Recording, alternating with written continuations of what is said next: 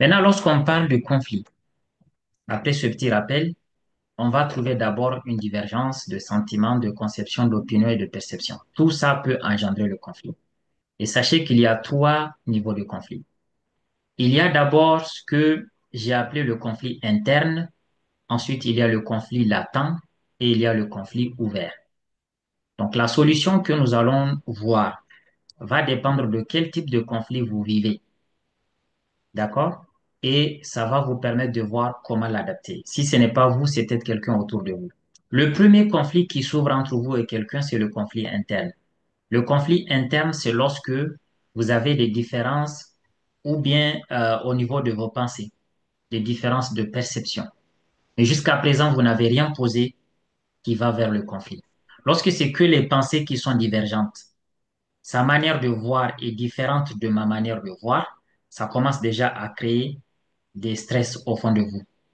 Donc, si vous restez dans le conflit interne, petit à petit, vous allez glisser vers le conflit latent. Le conflit latent, ce n'est plus au niveau des pensées, c'est au niveau de vos attitudes. C'est-à-dire que vous n'êtes pas en conflit ouvert avec la personne, mais vos attitudes et vos comportements montrent le conflit. Le rejet, l'évitement. Remarquez quelque chose, hein. Quand ça va pas avec quelqu'un, vos deux visages ne peuvent pas faire face en toute sérénité. Impossible. Donc, là, on est dans le conflit latent. Le conflit ouvert, c'est lorsque, bon, voilà, là, ça y est, les paroles s'échauffent, ça discute, ça s'engueule. Lorsque malheureusement c'est violent, des fois, ça en vient aux mains, etc. Donc, en fonction de où est-ce que vous êtes, la solution peut être totalement différente. Mais là, je voulais rappeler rapidement trois choses. J'en avais au moins cinq. Et je me suis dit, on va laisser le temps de la discussion et peut-être des questions. Du coup, je les ai ramenés à trois. Trois choses qui font que nous avons ces conflits, quel que soit le niveau, qu'ils soient internes, latents ou ouverts. La première chose, c'est celle dont j'ai déjà parlé plusieurs fois d'ailleurs. J'ai fait un webinaire la semaine dernière, et j'en avais aussi parlé. La première chose, c'est que en fait, nous sommes tout simplement des humains, donc nous sommes complexes. Ça, je vais le dire, je pense, à chaque webinaire. Et le gros problème, c'est pas que nous soyons des humains, parce que bon, nous sommes des humains, nous sommes complexes, ça c'est un fait. On peut rien, on peut pas revenir là-dessus. Mais le gros problème, c'est que nous ne cherchons pas à nous connaître pour comprendre l'autre. On ne se connaît même pas soi-même, à plus forte raison comprendre l'autre. Et cela est tellement important. Ça fait quelques années, pratiquement toutes mes recherches sont autour de ça. Et je sais que j'ai même pas 0,0000 et quelques pourcents, poussière pourcent de compréhension encore. L'humain, comment comprendre l'humain et sa complexité? Et dans la plupart des cas que nous vivons, de conflits dans les couples, je vous garantis que ça tourne autour de ça. Nous n'arrivons pas à appréhender cette complexité. Il y a tellement de choses qui nous échappent, ce qui fait que des fois, nous pouvons mettre fin à quelque chose pourtant qui pouvait être sauvé. Nous pouvons jeter le bébé avec l'eau du bain, comme on dit, quitte à ce qu'après, peut-être que nous soyons dans une situation, voilà, de regret, etc. Donc, la compréhension de l'humain. Il y a des pays, je crois, comme la Malaisie et bien d'autres, où avant même de vous marier, il y a même des formations qu'ils vous font, des mini-formations sur la vie de couple. Quels sont peut-être les devoirs, les obligations. Même là, je trouve que c'est relativement superficiel, mais c'est déjà beaucoup, beaucoup mieux. Mais dans la plupart de nos pays, on considère, on estime, on suppose, on fait l'hypothèse que vous êtes assez grand et donc que vous avez déjà vu plein autour de vous et que vous pouvez faire mener une vie de couple, eh bien, patatras. Parce que ce qui va se passer, waouh, vous avez vu le taux de divorce maintenant que nous avons? Quand je dis taux de divorce, je parle des mariages qui font même pas quelques mois, hein.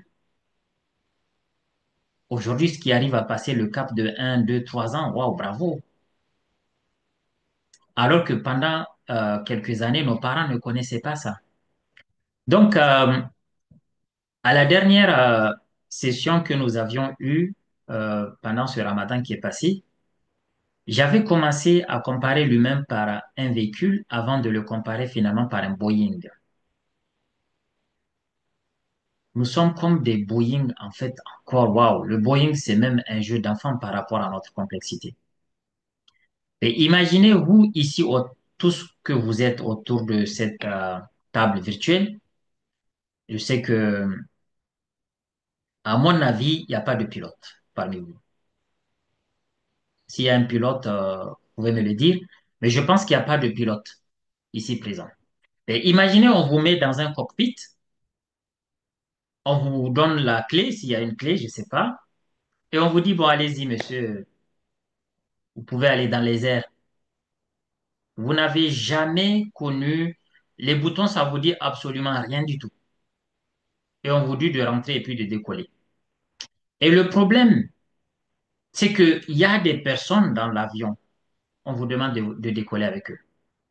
Votre femme ou votre mari, vos enfants, la famille de votre épouse. Parce que vous avez une responsabilité et il y a plusieurs personnes derrière. Eh bien, il y a beaucoup qui vont pas bouger. Et malheureusement, c'est ce qui se passe. C'est que ça devient une vie tellement ordinaire où il n'y a pas de saveur, il n'y a rien, que finalement, ça devient plutôt un nid à problème. Pourquoi? Parce que nous n'avons pas compris, nous faisons très peu d'apprentissage sur certaines choses qui sont pourtant essentielles. Donc, on continue cette approche de l'autruche en pensant que plus on fonce la tête dans le sable, plus le problème va passer. C'est ce que croit, pardon, l'autruche. Sauf que dans tous les cas, quelle que soit la profondeur dans laquelle tu as plongé ta tête, un jour tu vas la lever et tu vas voir le problème en face de toi. Donc nous avons ce gros problème d'apprentissage, de compréhension de et tous les livres saints, le Coran, etc., nous appellent à toujours continuer à comprendre qu'est-ce qui se passe. Et donc là, vous avez compris que quand vous mettez quelqu'un dans un cockpit, vous lui demandez de démarrer, il a une autre personne juste à côté de lui, avec peut-être des enfants derrière. Eh bien, malheureusement, comme je le dis, l'avion là risque de ne jamais voir les nuages, hein. Toute la vie sera une vie que à la dimension physique. Et ils auront du mal à se lever à une autre dimension pour goûter d'autres réalités. Ça sera difficile. Et le fait qu'on ne comprend pas beaucoup l'humain, nous ne comprenons pas la complexité, malgré tout, nous fonçons à avancer. Et même quand il y a des occasions pour comprendre, nous ne voulons pas. Chacun reste sur ses certitudes, sur ce qu'il a déjà vu, sur ce qu'il a déjà acquis. Et là aussi, ça devient un autre piège. Au-delà du fait qu'on ne cherche pas à comprendre, nos propres acquis, nos propres expériences de la vie peut devenir un piège pour vivre à deux. Et c'est là où je vais vous parler du vacuum. On en a déjà parlé, ça va être juste un rappel. Le vacuum, vous savez très bien, c'est la vue, l'auditif, le kinesthésique, l'olfactif et le gustatif. Ce sont les 5 organes de sens qui alimentent déjà vos pensées depuis tout petit. Donc ça, on en a parlé à plusieurs webinaires. Je vais aller vite. S'il y a des questions, peut-être après, les gens qui n'étaient peut-être pas présents à des webinaires peuvent les poser. Donc, chaque personne a déjà ce que j'appelle une banque de pensées. Tout ce que vous avez vu depuis tout petit est enregistré dans votre âme. Tout ce que vous avez entendu est enregistré dans votre âme. Tout ce que vous avez touché, tout ce que vous avez senti et tout ce que vous avez goûté. Et à un certain âge, nous avons déjà notre banque de pensées qui sont plus ou moins consolidées. D'accord? Teddy Keller, lui, de la Processcom, lui, il dit que c'est autour de 6 ans, 6, 7 ans. Les profils de base de votre personnalité sont déjà installés. Autour de 11, 12 ans, c'est déjà figé. Maintenant, tout le reste, il dit, c'est vraiment comment vous vous adaptez aux différentes situations. Mais bien avant cet âge, celui qui, quand il a grandi dans sa famille, tout se règle par la violence, il va croire que la violence est le meilleur moyen de parvenir à un accord. Celui qui, quand il a grandi, il a vu que tout se règle par la menace et le bluff, il va les adapter. Donc, tout ce qu'on a vu, entendu, touché, etc., va déjà construire la base de nos pensées. Donc ça, je pense que ce schéma, on l'a vu plusieurs fois aussi, je vais aller vite. Donc cette pensée-là que nous avons, dès qu'il y a une information qui nous arrive, il y a une des pensées qui va s'enclencher inconsciemment. Cette pensée crée des émotions, ces émotions créent des réactions, etc. C'est comme ça que nous fonctionnons. Donc nous ne faisons que réagir par rapport à tout ce que nous avons déjà à nous. Et chaque personne a son propre vécu. Et on décide de venir s'asseoir malgré cette complexité pour avancer. Donc, du coup, comme nous n'avons pas les mêmes banques de pensée, nous n'aurons peut-être pas, ou dans certains cas, les mêmes manières de voir les choses. Et malgré tout, il faut rester à deux pour construire un projet. Donc, pour reprendre le schéma précédent, pour dire que nous n'avons pas les mêmes filtres, nous sommes toujours dans la première raison dont je parlais, qui fait que nous avons des problèmes dans le couple. Il y a toujours une action. En règle générale, nous sommes tellement complexes que quand il y a une action, nous faisons une sélection. De cette sélection, nous faisons une interprétation, c'est-à-dire que la personne va te faire 15 choses ou 1000 choses de bien. Le jour où elle fait une chose de pas bien, tu vas sélectionner que cette chose qui n'est pas bien. Tu vas l'interpréter en oubliant toutes les autres choses de bien. Et cette interprétation va te créer des sentiments. Tu vas faire nuit blanche en train de pleurer, etc. Tu as oublié toutes les autres choses bien encore une fois. Tu te nourris de sentiments, de remords, de stress, etc. Et là, ça va te mettre soit dans la méfiance, dans la confiance ou la défiance. La confiance, c'est quand c'est positif, bien sûr. Donc là, on est soit dans la méfiance ou la défiance. Quand c'est la méfiance, évitement, éloignement, voire la séparation. Quand c'est la confiance, etc. Et quand c'est la défiance, le conflit, le rejet et l'affrontement. Donc voilà un peu comment nous faisons les choses inconsciemment. L'action vient de l'autre, par exemple de l'extérieur. Tout le reste se fait au fond de nous.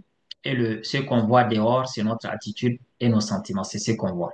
Mais il y a des choses que nous ne voyons pas. Et encore une fois, j'en appelle à tous les participants. Continuons à comprendre c'est quoi un humain et comment il marche. Donc, s'il y a un endroit où il faut agir, c'est bien, vous l'avez compris. Comme je dis, au niveau des pensées et des émotions, considérez comme des ballons qui s'envolent plutôt qu'une bombe qui explose. Chaque fois que vous interprétez, vous sélectionnez interpréter négativement, c'est une bombe qui explose en vous. Donc, même si on vous donnait d'entrée de jeu comment gérer le conflit, si ce cycle-là n'est pas corrigé, eh bien, ça risque d'être un éternel recommencement. L'autre chose toujours liée à notre statut d'humain, à notre complexité humaine, c'est que ceux qui sont le plus souvent en conflit avec les autres sont ceux qui veulent que les autres ne soient jamais en conflit avec eux. C'est que cette phrase voulait dire, ou veut dire. Celui qui veut que l'autre ne voit que ce qu'il pense est. Celui qui veut que l'autre ne voit que à travers le prisme de sa propre réalité. Celui qui veut considérer que non, non, il n'y a que ça. Donc, il veut pas que l'autre soit en conflit avec sa manière de voir, sa manière de percevoir. Le simple fait qu'il n'accepte pas cette différence, il sera toujours en conflit avec les autres. Parce qu'il n'y a personne qui est identique. Nous sommes tous différents. Rappelez-vous de ce que j'ai dit au début. Nous sommes tous le fils d'un père ou d'une mère qui ne se connaissaient pas. En fait, quand je prends le couple, nos parents au début ne se connaissaient pas. Nous-mêmes, nous ne nous connaissions pas. Et un jour, on s'est vu, on a décidé. Donc, à la base, wow. Et c'est même pas besoin de dire qu'on était différents, parce qu'on a des réalités totalement différentes. Donc, c'est ce que je voulais dire à travers ça. Ceux qui sont le plus souvent en conflit avec les autres sont ceux qui veulent que les autres ne soient jamais en conflit avec eux. Le deuxième, une différence notoire des profils de personnalité peut amener aussi à engendrer des conflits dans le couple.